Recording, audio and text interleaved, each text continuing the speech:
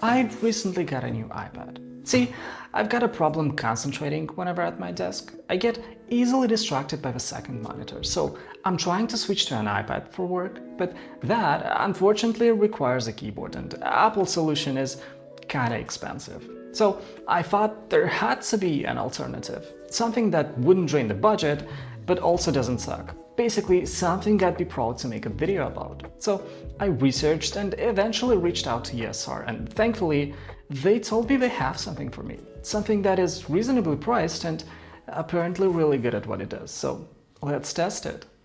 Now, first things first, the keyboard has to be usable before anything else, because if typing is bad, it doesn't matter how many cool extra features it's got. So, starting with that, I wouldn't say typing is any worse than on the Magic Keyboard. If anything, it's more pronounced because it has a bit more resistance on press, so you get a clear feeling when a press has actually registered. It also doesn't feel mushy or cheap, neither in terms of feel nor sound. I, for example, had no problems writing the script on it, as well as answering emails and generally treating it like a small laptop, and at no point did I feel that the keystrokes were a problem. Also, the trackpad is actually proper. It has a 100% click coverage and it's big enough that you don't feel cramped.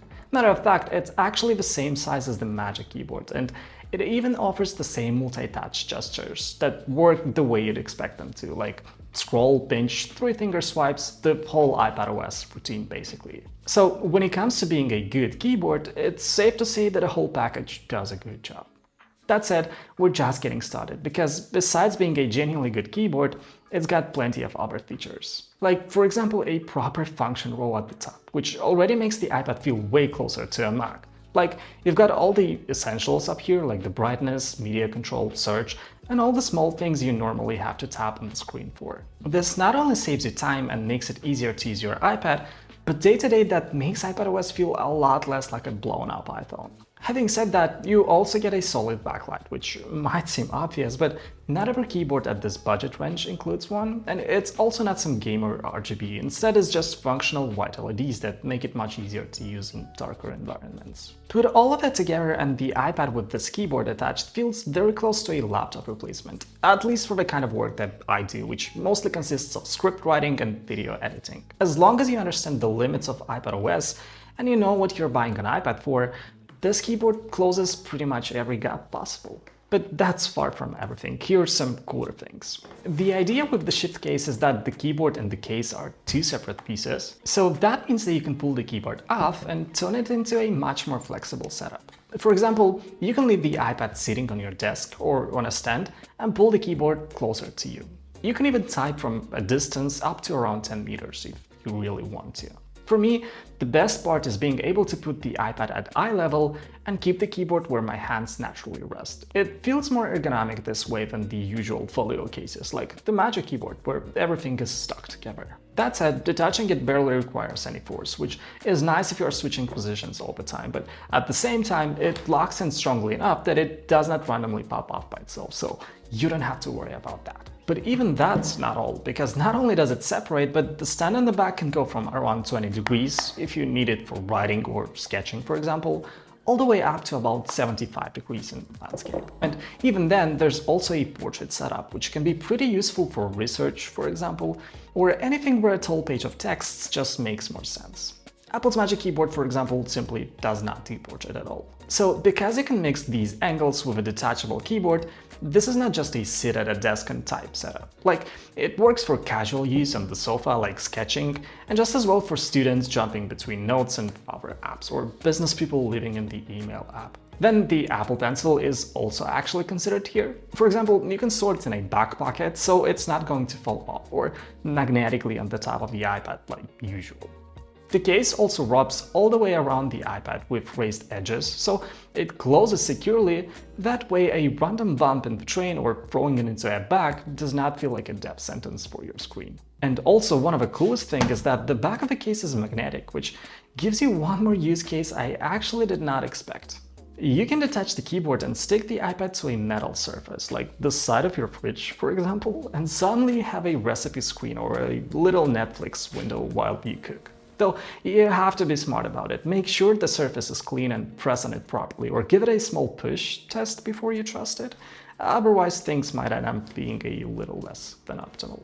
By the way, this is the 13-inch iPad, so magnets might be stronger, I'm not sure. But on the 11-inch, the iPad is lighter, so it should be easier for the magnets to hold, even if they're smaller. But either way, check it before you walk away.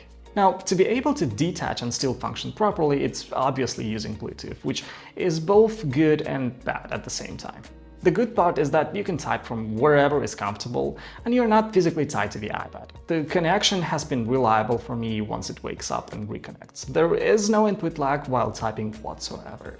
But the trade-off is that Bluetooth means a battery inside the keyboard, which you have to charge. And it also means extra weight. Though, to my surprise, it's not that much. Even with the case and the battery inside the keyboard, the whole combo ends up very close to the weight of Apple's Magic Keyboard, so you're kinda not even paying a weight penalty for the extra flexibility. And when it comes to battery life, it's honestly kind of ridiculous. ESR quotes over half a year of use on one charge for the 13-inch model if you keep the backlight off, and around 160 days for the 11-inch version. In real life, you will probably use the backlight at least sometimes if we're being realistic, so these numbers come down, but you're still looking at weeks between charges, depending on your use case, obviously.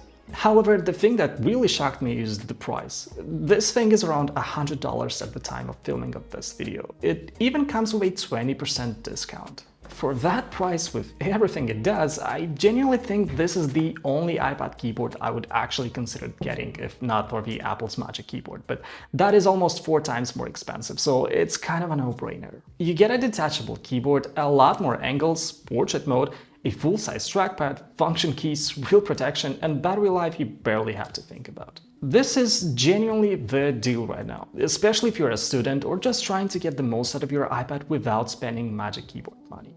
The fact that this keyboard holds up this well next to a Magic Keyboard and even beats it in flexibility and viewing spots at around a third of the price is kind of wild, I'm not gonna lie.